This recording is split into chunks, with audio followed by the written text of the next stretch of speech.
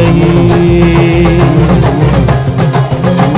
தினவெடுத்து மற்றவர்கள் வாழ்வை சீண்டி பார்க்கையில் கணக்குகள் எடுத்து வைத்து தீர்ப்பை நீயும் வாசிப்பார்.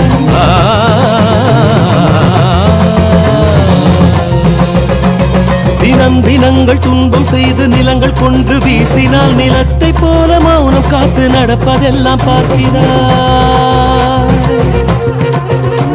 பொறுத்து பார்த்து வாய்ப்பு தந்து நிலம் பிளந்து சொல்கிறாய், இறுதியில் வெல்வதென்ன வெற்று கைகள் காட்டுவார்.